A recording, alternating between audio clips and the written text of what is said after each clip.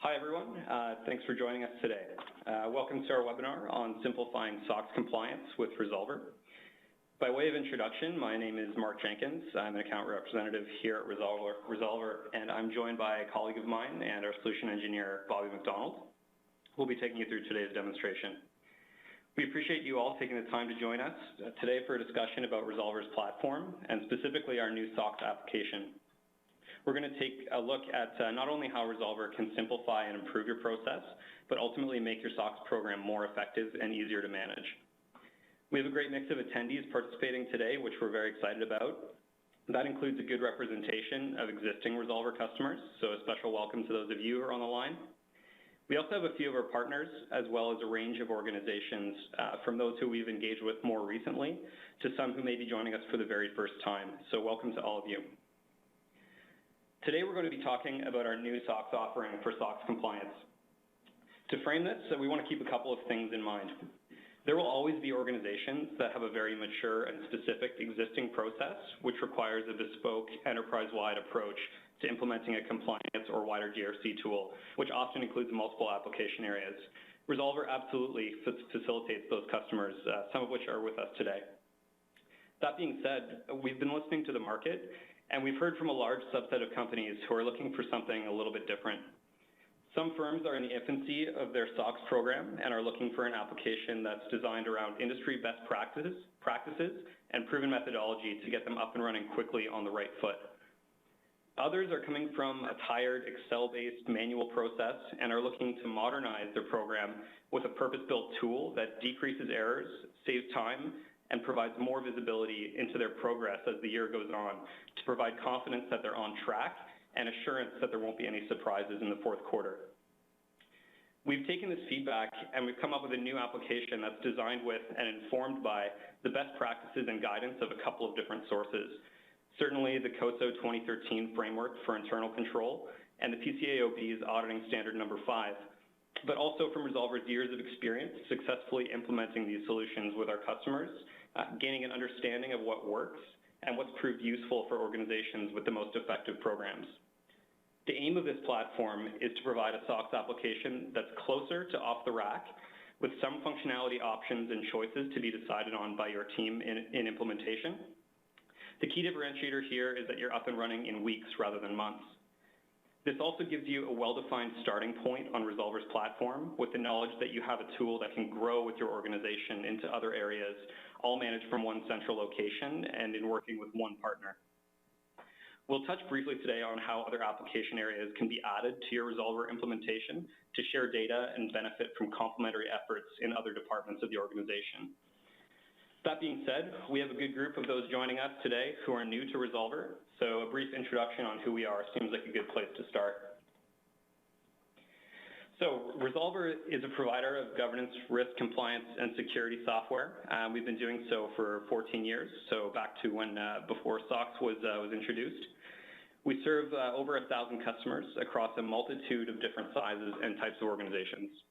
This includes a variety of different geographies, so 40 countries, as well as an array of different verticals and industries ranging from consumer products to mission-critical infrastructure, both in the public and private sectors.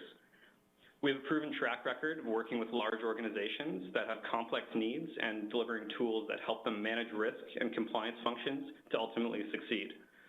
Here are just a couple examples of some of the organizations that we work with. Next, we're going to highlight just some of the underlying fundamentals and commonalities of the platform.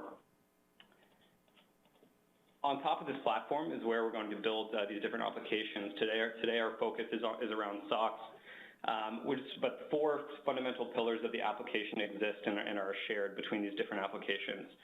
So the first of those is a central repository for all of your risk control and process information. It's all stored centrally in one place.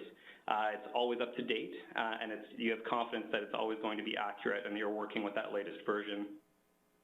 On top of that, a powerful workflow engine enables automation in your process, gives you the confidence that nothing's being missed, your time isn't being spent on follow-up with business users, and automatic reminders and escalation can drive accountability throughout your process. Detailed roles and permissions, as defined by your team, ensure that users are only going to see the information that's relevant to them at each step in the process. This is also great for external auditors in your program who can have access to just the data and visibility that they need. You have control over permissions all the way down to the field level in your implementation. Lastly, there are some great interactive dashboards and configurable reports that are available at every step of the process and allow you to see the big picture of your SOX testing progress, for example, and also to be able to drill down to the individual issue level. So today our focus is around SOX compliance and how we can simplify that process. We like to think that the work in a SOX program is not inherently complicated. It doesn't need to be complicated. It's just a lot of work. There can be a lot of moving pieces. There's often many people involved across the organization. So there's a number of things we can do to simplify that process. In listening to some of our customers and some of the folks in the market, we've learned some typical challenges that companies have with SOX compliance today. Oftentimes, it's a spreadsheet-based process, so this is being done manually in Excel. Sometimes there are some internally developed tools for attestation and things of that nature, but largely it's a manual, human-driven Excel-based process. It's distributed, so there are multiple versions of spreadsheets that are sent out to a variety of stakeholders. How can you always be confident that you're working with that latest version when there's 10 versions out there somewhere? It's just inherently prone to human error. We see a lot of time spent on manual reporting. So things that we can generate automatically, we've seen companies that are putting a lot of time and a lot of effort into generating these reports manually. Audit trail, also a big concern. So how do you know when a change has been made? Who made that change? What time was it made? What date was that change made on? That's another thing that we can address. And lastly, there's the administrative burden. So obviously with SOX going out into the business and asking business users to upload documentation or update narratives, you don't want your SOX team spending time on email or calling people out in the business when we can do that automatically. So how do we address these problems? Namely, we know that we can have always up-to-date information in one place. So everyone is drawing that information from a central database of all of your process and control information. We know that it's always going to be accurate and that you're working with that latest version. On top of that, we can sort of lift that administrative burden a little bit. So using automation, we can have the system send out those emails and do that follow-up and reminder work. And if something's not being done, we can have that escalate to a manager who can then follow up as necessary. The granularity of roles and permissions is hugely helpful here. So you have full control over who is seeing what information. You know that business users, when they log into the system, are only going to see the action or activity that's relevant to them at that stage in the process. And at each step of your SOX program, we're going to have some really great, powerful interactive dashboards that allow you sort of that large zoom out picture of how your testing progress is going and where we're at in terms of achieving certification at the end of the quarter or annually. And we can also drill down right down to the individual issue level and understand who's responsible for it, what the action plans are, and how they're progressing. And lastly, we'll talk about how the integrated platform is going to allow you to expand into other areas once the time is right. So often we see SOX programs that are under the responsibility of internal audit. Certainly there's other applications that are beneficial here and allow you to share some of that work being done to other complementary business areas. So getting down into the SOX process here, we just have an example of a couple different activities and different processes through the SOX program and just some of the documents necessary to complete this process. You can see as we get into multiple versions and multiple individuals who are involved in these spreadsheets, the complexity sort of increases at an order of magnitude each time. So here we can see we have multiple processes, multiple spreadsheets per process. It's very prone to error, so the end result here is you're going to have inconsistencies in your data, version control, just complexity. It's pretty hard to put together a good audit trail when you have so much complexity in that spreadsheet-based process. So what are we going to do about this? Resolver likes to think that there's a better way. And the way that we address this is having all that information stored in one location. It's not distributed across multiple spreadsheets anymore. All of the reports and dashboards, testing work papers, risk and control matrices, and findings are going to be produced out of this central database. So we're always working with that most up-to-date information. And we're going to highlight this process in our demo today. So who's involved in this process? We talked a little bit about roles and permissions, but we just want to bring that to life a little bit here. Here are some roles that you're certainly familiar with. These are people who are involved with the program at some point. Some are more involved than others. Some are involved through the entire process. Some are just responding to certain actions or requests in the system. And we're going to follow through today with each of these individuals and what their responsibility is through the SOX program. Here we can see sort of a timeline of their involvement. So you can notably, we can see the SOX manager here who's going to have full visibility pervasively through the entire program, and then the different folks in the SOX program who are involved at different steps.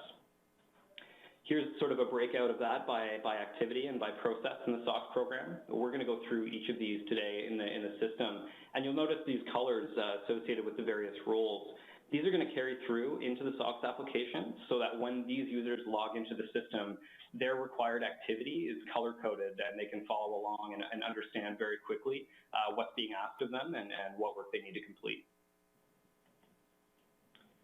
So with that, on a high level, I have with me today Bobby McDonald. He's one of our solution engineers, and he's going to walk us through today with the demonstration agenda and walk us through in the software as well. I'll be here to chime in at various points, but he's going to be taking us through the software.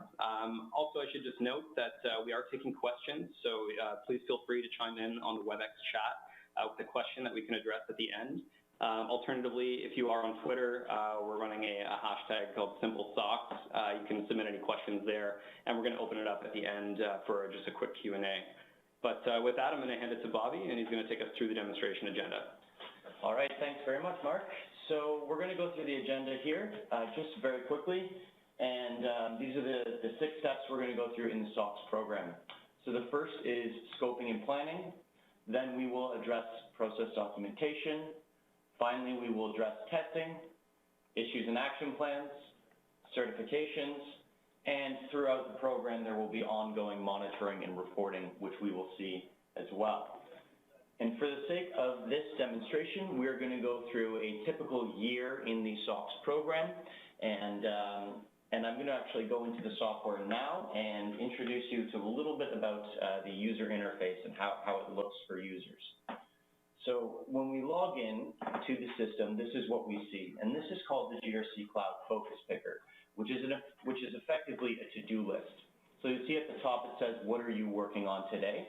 So the idea here is that the system knows who you are, it knows the role that you are, it knows where the whole program is, and it knows what activities and information you have permissions to, and it presents that to you to complete your work. So for this demonstration, we are actually going to be a somewhat fictional user, and that user has full permissions to all activities in the SOX process. The reason that we've elected to do this is because we don't have to switch in and out of different roles in the system, but you will see with different colors how we've indicated who is responsible for what activity. And I'll, of course, talk to that as well as we go through the demonstration. And so the one thing I'd like to draw your attention to here as well is the different processes that we are going to go through in this program. So you'll see there's purchasing and accounts payable, revenues and accounts receivable, payroll and cash management, and then we have corporate or enterprise-wide overview with monitoring and reporting and administration. So Vectordyne is the name of our sample organization. And then we have the different activities that each of these processes goes through. So we have documentation updates, operating testing, issues and action plans, and process certification. So this is going to be our guide as we go through the SOX program here today. So moving back into the PowerPoint, the first activity that we want to do here is scoping and planning.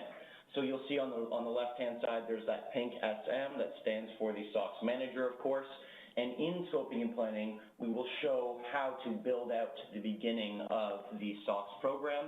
We'll show you a little bit about the financial statements and how we can assess those to determine materiality, and finally how we can link those back to processes and ultimately have a good idea of all of the different processes that we want to test in the SOX program for the year.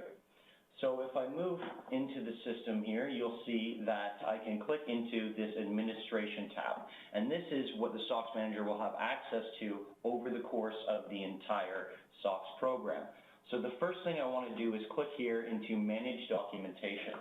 And what this is going to allow me to do is start to build out the SOX program. So you'll see that I have the SOX program here, and then those various processes associated with the SOX program. I can drill down even further, and we can start to see the risks, controls, tests, issues, and finally action plans that can all exist in this hierarchical structure. Then the great thing about this is that we can simply click on this business process, and we can add from a library of pre-populated processes or risk and control matrices that exist in our SOX program. So if we are adding additional sites or we are building out or changing the SOX program for the year, we can very easily say that we want to include the human resources process in our SOX program, add that to this list here, and that will then become part of our SOX program. And so the next thing we want to do is, as a manager, once we've designed the program, we want to assign process owners, control owners, as well as SOX auditors. So if we click into this report here, we'll see that we have all of the different processes labeled on the left, and then we have process owners and SOX owners, which we can begin to assign those users very easily based on a list of users in the system. Then each of those processes has their related controls, and each control has a control owner. We can assign these every year, or they can be predetermined, and they just roll over year over year. That's, of course, up to us. And so that's, once we've done that and we've completed that assignment of those specific owners, we want to kick off scoping and start to determine some of that materiality. So I can do that simply by pressing that button, and now the scoping has begun for the year. So the next thing I can do is click into this scoping and planning matrix and do that top-down risk assessment. And so it may look something like this. And what you see here is on the left-hand side, we have those financial statement accounts. So we have current assets, property, plant, and equipment, and then the associated sub-accounts, cash in banks, temporary investments, etc. We indicate the account balance, and then we start to complete risk assessments for all of these different factors. So we can easily come in here and change this from low to high. You'll see that the risk rating even changed there because it is dependent on the risk assessment of all of those other factors. And then we can determine to see that this was indeed out of scope because it is a high risk and it is also material. Of course, we can manually determine that we want something to be in scope and very easily populate the reason why. And you'll see the processes attached to these different financial statements on the right-hand side. Finally, this report, as with any other in the system, we can simply come up here and export that to PDF, to Excel, or to Word in order to send those out to the SOX Audit Committee or whoever might be interested. So moving out of the system, that is our scoping and planning activity. The next step of the process is going to be the process documentation.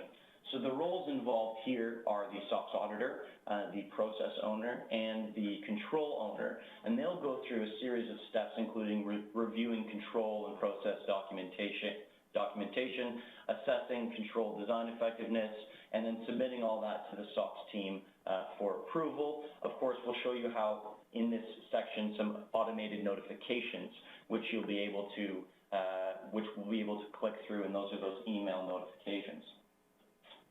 So a great way to start this off is to show you an example of an email. So once we've begun process documentation, the user might get an email that looks like this. And in the system, we're going to be going through the process documentation for purchasing and accounts payable. So when it's time to start that process documentation, we might click that button there to start the process documentation. Alternatively, that can be done on an annual basis based on time or date, etc. And in this email, the user gets an indication saying that here are the controls which you have to go update, or you have to go make sure that all of the correct information is there. So as the control owner, I simply click into this report, and it's going to take me to my process narrative and list of controls. And because I'm the control owner, you'll see that the process narrative is up here, but as the control owner, the activities that I have to complete are here in red. And so I can start to populate the description, whether or not it's a key control. I can provide some comments, but ultimately I want to say that all of these are good for review. Have I made any updates or not? In this case, for simplicity, we'll say that I have made no updates, and you'll see it's pushed that all to that light blue, which is our process owner.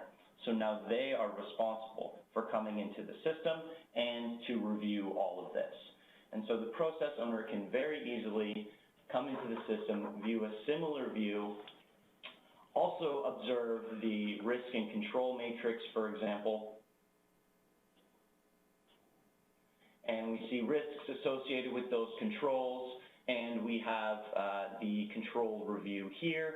The process owner could provide some comments, and we could even say that we've provided feedback, which would send it back to the control owner, and they could come in and repopulate if necessary. But we're going to simply say that we've approved this process, and that's going to push it through into review for the SOX auditor. Now, the SOX auditor might get an email that looks something like this, where they have that narrative embedded in the email. They can very easily click through into this process, and they can start reviewing this documentation, or they could even say start walkthrough right now, in which case we would begin that walkthrough testing. Alternatively, of course, they can submit it through the system, and now this process has moved into walkthrough testing. So back into our presentation here, we saw that was the process documentation, and now we want to move into testing. Yeah, and I just want to chime in there as well. While this seems a little bit like a prescribed process, and to an extent, some of the decisions here have been made just for the purposes of how quick this can be deployed, but there is some room for flexibility. So, for example, you might not go through an extensive scoping exercise. It's possible that if you're just getting started with SOX, that you're testing all of your controls every year. Totally fine if your program works that way. Alternatively, you might already have documentation that's already established. You're not really updating it or changing it that much year over year, but you just have that sort of attestation exercise to say, yes, this is accurate and up to date. So there is some room for flexibility here, and going forward, there will be sort of a checklist of things that you can change and decisions you can make about how the application will behave for your program. So just wanted to highlight that a little bit before we go on. Sure. Thanks, Mark. So in testing, there are those three stages. So there's the walkthrough initially, then we have interim and roll forward, and of course there's remediation testing in there as well. And so what we want to show or really illustrate here is how these work papers are automatically created. They're automatically pulling all of the information that we've just populated and updated as we have gone through that process documentation. We'll show you how we can create issues and track and monitor the whole testing program. So in the system, we are now clicking into the walkthrough testing work paper, and that may look something along these lines. And what you'll see here are the different controls associated with this process. Up top, you may have noticed in some of these reports that there are instructions. These are customizable guidance that you can put forward to your users. And the idea there is that we want to reduce change management and reduce any confusion, so you can say every step of the way exactly what users need to be doing and provide them with that information ahead of time. So what we can see here is there may be some files such as Visio diagrams or Excel spreadsheets or documents that we can go in and start to understand the walkthrough of that specific control. And we can also assess design effectiveness. So if, for example, we were to say that this one control here, the APC03, is not designed effectively, then once the walkthrough is complete, we can say all items in this state, so we can just submit them all at once and click walkthrough complete. But we're going to get a notification. And that notification says APC03 is actually not designed effectively. So until you create an issue and resolve that, you cannot push that control into testing. So that's an example of workflow acting as that backstop or that check and balance in the system. This is one example of how we can do that. And so what we would have to do is go ahead and create that issue. We create that issue, and then within the issue and action matrix, we could populate some of the information, assign an action plan, resolve it, go through that process, and then once it's complete, we can very easily come back in here, reassess that as effective, and say that that walkthrough is now complete. Now, all of these controls are in a state of ready for testing. Once that's complete, we can simply say that the walkthrough is complete, and now we are in the testing phase. So the testing phase, the first thing we want to do is start to plan our tests for the year. So that's what this matrix here is for, and it's going to give us, again, a list of all of those controls, and it's going to give us some information. So we can start to change the description of those controls. We can assign or change those control owners if we want. We see here design and operating effectiveness, and then a document request list. So what we can do is say, for interim testing, these are the documents that we require, document X, report Y, image Z, and we can save those, and we can very simply click here and say request for documentation, and what that's going to do is push an email out to the control owner. That control owner is going to get an email with that document request list embedded. They can click right through that email into the system and very simply come into this control, for example, and add any documentation that they need. And so the attachments are very simply here. We already have a Visio diagram, and so we can add existing files from within the system, or we can add files from our computer. If there are existing files in the system, we can easily search through them. We can search through the actual content of the file by name, description, etc. GRC Cloud maintains a database of all of the files that are attached anywhere in the system. And then finally, all of these attached documents have full version control. So if we view details of this specific document, we'll see that there is a version 1 here. If we were to open it and save another version, there would be version 2, 3, 4, and so on. And so once we've attached all of our documentation as the control owner, we very simply go in here and say documentation uploaded, and that pushes these controls into testing in progress. You'll see it's gone from red to green, which means that it was the control owner, but it's now the SOX auditor.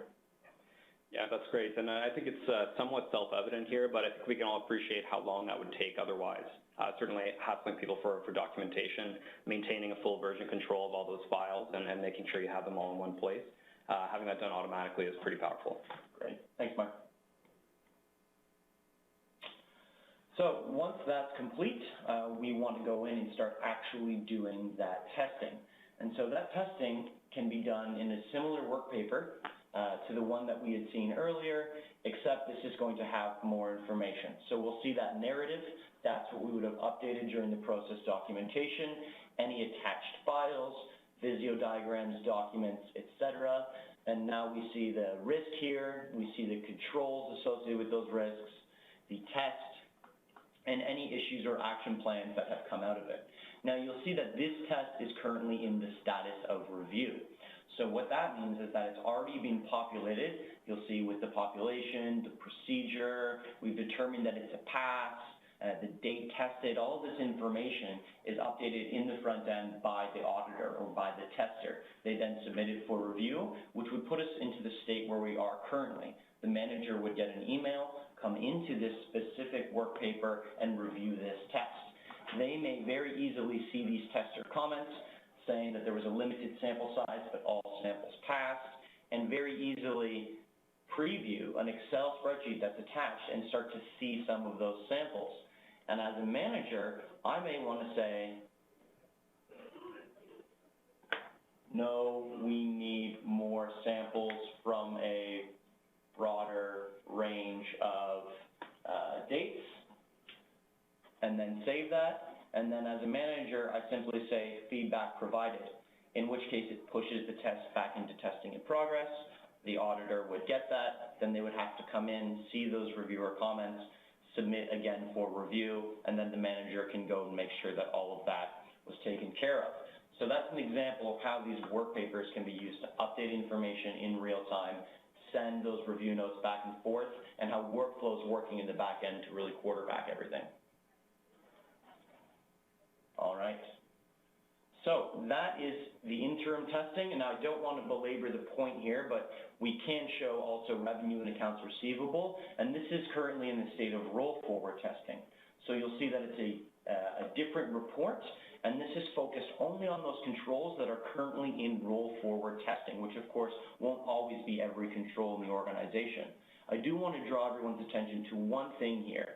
We're looking at this test, and we see that the interim test conclusion was a pass, but the roll forward test conclusion was a fail, and of course, appropriately, there are issues and action plans in place as a consequence.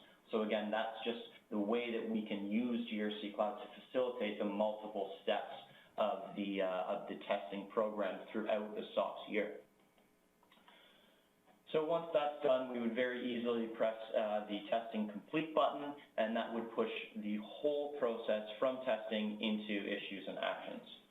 So if we are looking at our presentation again, the main point here is that we have a controlled environment for auditors to update and enter all of their testing related information. Next is the idea of issues and action plans. So you'll see the roles there, the SOX auditor, the action owner is actually into the picture now, as well as the SOX manager.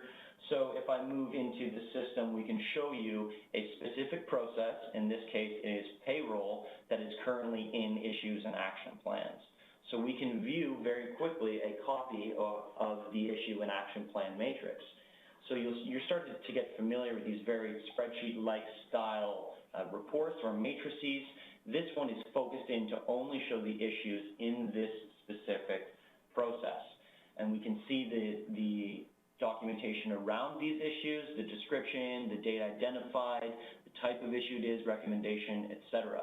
And you'll see that this action plan was created and is currently in progress. And so this is when the action owner will get that notification. They can come in here, document the information, submit that as complete, and then the SOX auditor would be able to submit for review, which is where you'll see this one, and we can approve or provide feedback as necessary. And so that is how the issues and actions are tracked and updated and managed. Again, there's always workflow working in the back end, ensuring that everyone is accountable, ensuring that those notifications get sent out, ensuring that in the event of an overdue action plan, we're sending an escalation if necessary, reminder emails, so everyone is always getting their work done or at least held accountable. And so the next phase here we want to show is certification, and this again falls in the responsibility of the SOX manager. So I do want to bring up another email here at the end of the quarter once testing is complete. However you've decided to have this work, the SOX manager or whoever's responsible for certification might get an email that looks something along these lines. You'll see that that embedded guidance there as well. They can very simply click into this report, and it'll bring them to a certification work paper. So what we see here is the narrative for purchasing and accounts payable and all of these associated questions that they can begin to answer. This is what many of our customers do for example, 302 certification. Above and beyond that, in the certification process, we may review the risk and control matrix or simply look at the certification dashboard. So this is a really great way for us to observe specifically within the cash management process where we are in terms of certification. So on the top, you'll see our completion percentage is 66.7%. You'll see some controls. Again, this is sample data, so there are only 3 controls here. The status of those controls, any issues that have come out of those by priority, as well as more guidance around those issues, as well as their stage. So this is an example of the way that we can use the dashboards to really visualize that certification information. When we feel comfortable, we can come in here and very easily say, I certify, and that would push that whole process out. And I think that's a dashboard that will probably resonate with some of you. Certainly, at the end of the quarter, we need to be confident that we're signing off on up-to-date and accurate and complete information. Obviously, with 66%, we're probably not feeling very comfortable at that point. But ultimately, that report is going to give us the peace of mind and the ability to prove all the work that's been done at each step in the process. We're feeling confident when we sign off. All right. Thanks, Mark. So finally, we're going to go in and show you some of the monitoring and reporting. And this is really the good part of the demonstration because we're going to get all those rich visuals, which Resolver is absolutely known for. And so back into the system, we have monitoring and reporting here. This belongs to the manager at all times throughout the program, so they can really get a granular view of everything that's going on, starting from the high level and being able to move all the way down to an individual issue. So this is a great dashboard that I'd like to show first, and this is a testing summary dashboard. Very simply, on the left-hand side, we have all of our different processes. So you'll see cash management, payroll, et cetera. We have the progress of all of the controls in those processes. And then on the right-hand side, we're looking at the issues that may have come out of those processes or the effective and ineffective controls, and then details around those control tests down here below. What I'd really like to illustrate here is how we can drill into these dashboards to start with this high-level overview and end up at a specific issue. So we would very easily click into this revenue and accounts receivable. We'll see that here's an issue that's come out of one of these 2 failed controls, and we can click View Edit, and it's going to drill down right into that specific issue. We can take action as necessary, review details around that issue. And so the next dashboard I'd like to show you is this issue and actions dashboard, which is going to be, again, a focused down version, gives us the date, the number of issues that exist in the SOX program in real time, the status of those issues, the priority by process, how many days old they are, et cetera. Another way that we can use these dashboards to really illustrate any data in the system. And then finally, I'm going to show you a dashboard that many of our customers have taken advantage of and really like, and this is mapping our control effectiveness assessments to COSO. So what we have here are, on the left-hand side, are our controls, and across the right, we have the COSO principles and points of focus, and they're all mapped accordingly. And we have down here the number of effective versus ineffective issues in each of those points of focus. And so down here below, of course, we also have, again, another way to track those issues. And this is just one example of the way that we can embed or incorporate frameworks such as COSO into our program in order to really, really make sure we're getting the most out of our SOX program. Fantastic. I think this is a great place to end off sort of the SOX demo specifically. So this is a high level, and obviously it's very difficult to put an annual process into a short period of time here. So that was a highlight of a number of different users at different steps in the process for individual activities. But that's, I think, on a high level what this new application is going to offer, sort of out of the box, if you will. There is some room to edit at different points, and I think we'll probably see some questions around that. With that being said, we're going to introduce actually our Director of Marketing, Lisa Lam, and I believe she's gathered some questions, both from the WebEx chat and elsewhere, and I'm just going to introduce her at this point. Hi, everyone. So I'm going to read through the questions and let Mark and Bobby provide their answers. Just a quick note to anyone who's asking questions in the Q&A. If we don't have a chance to answer your question today, someone will follow up with you, so not to worry. Okay, first question. If we have different or extra requirements beyond what's prescribed, how do you support that?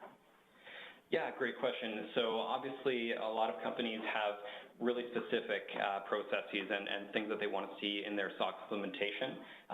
We think that this sort of out-of-the-box solution is going to give you a lot of the things that you need, and it's definitely built on certainly dashboards and other functionality that some of our successful customers have implemented with Resolver. That being said, with this new application, when you choose to implement it, you'll be provided with a sort of checklist and a questionnaire with some key decisions around different functionality that you might want to see in your application. That's not to say that it's limited to a finite number of features or functionality. Obviously, the platform is ultimately very configurable, and if there is additional features or functionality that you need or that you want to see, we can absolutely scope it in for you and include that in your site. So that's a good question. Okay, great. Next question is, what is the maximum number of users that can access the system? That's a good question. So based on this new SOX package, this sort of out-of-the-box solution is going to provide 10 users, so 10 full users of the system, SOX managers, SOX auditors, et cetera, as well as 100 light users. So there's a 10-to-1 relationship between light users and full users.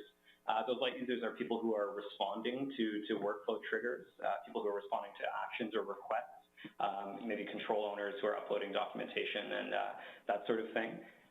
That being said, if you have an additional requirement for users, we can definitely facilitate that.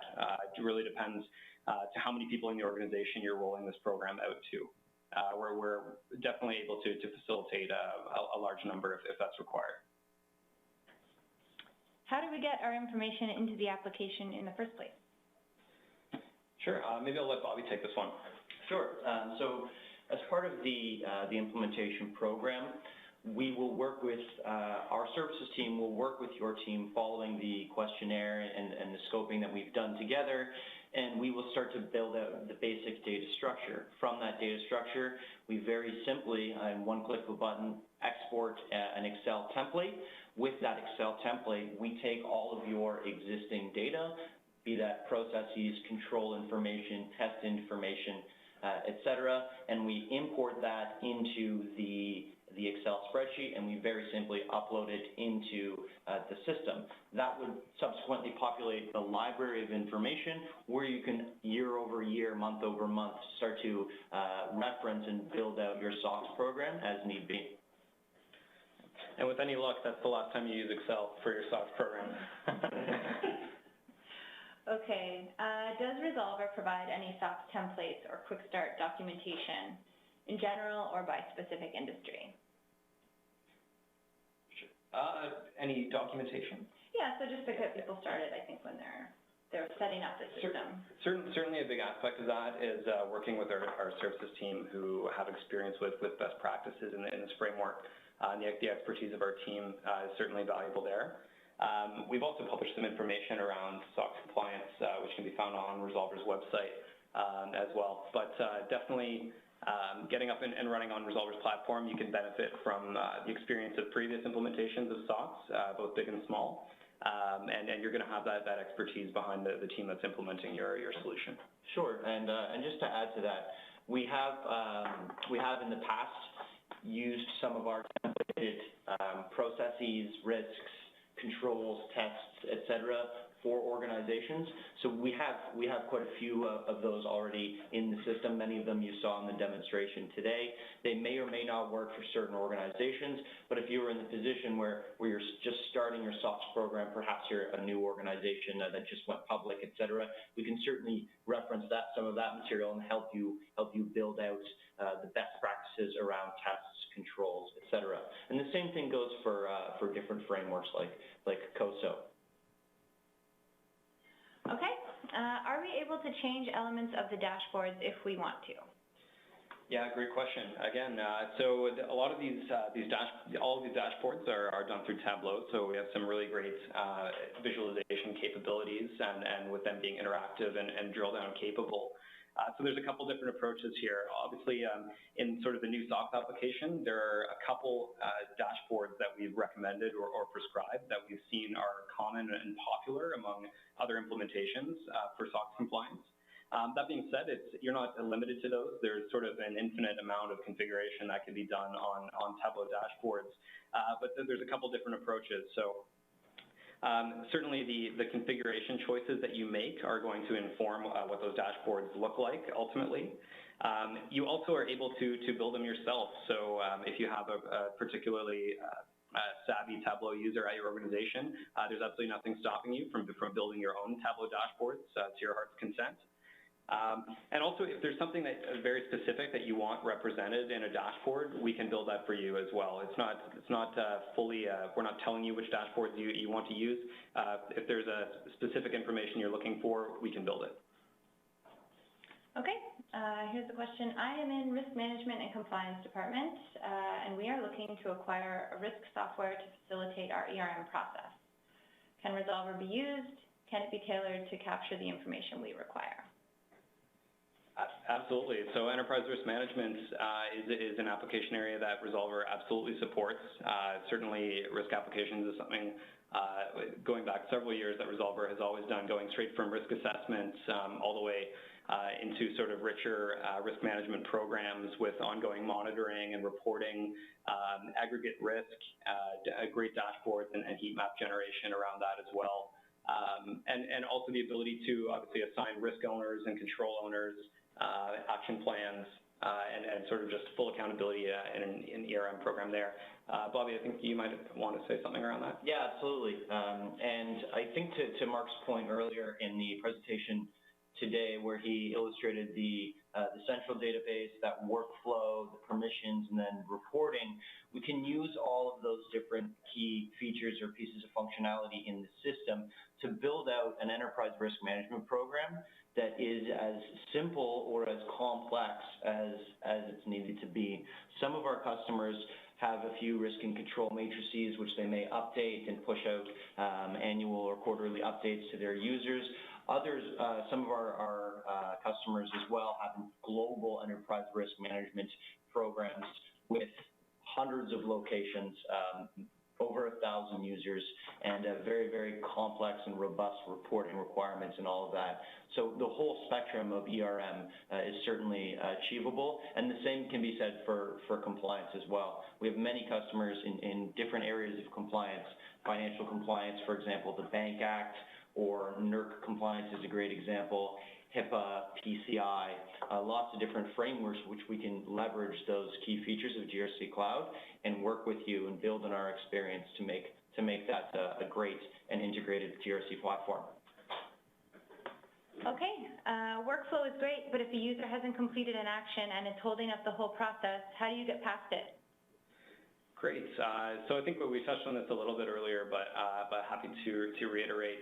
With the workflow engine, if someone we're waiting on an action to take place, whether that's uploading documentation or reviewing some information, if that person's not completing their task, workflow can sort of ping them. We sort of jokingly call it the auto nag feature, but that's basically going to follow up with those people automatically, and if they haven't responded after a certain period of time, that's going to escalate to someone higher up in the organization who can sort of ensure that work gets done. But you're never going to get caught in any sort of spots where you're waiting for something to change in the software to move the process along. The platform is going to do that for you. Absolutely a key benefit of the system itself. So I know there are certainly lots of questions around all of this. I want to reiterate, we are absolutely available for any questions. Please save them and send them through to us following this presentation, and we will follow up absolutely with each of you. So where do we go from here? So following this demonstration, if there's something you saw here that you really like, or some things that you have more questions around, or you want to understand how this can fit in at your organization, please feel free to reach out. Go to the link you can see here at resolver.com/request demo. just send us a quick note about what you're looking for, and we'll be happy to put together a more personalized and a more detailed demo that's a little more tailored to your organization and in the context of your needs and what you're looking to accomplish. So please feel free to reach out following this. As for now, we want to respect everyone's time, so I think that's everything we've got here for today. So I want to thank you all for joining us, and we look forward to working with you going forward. Thanks, everybody.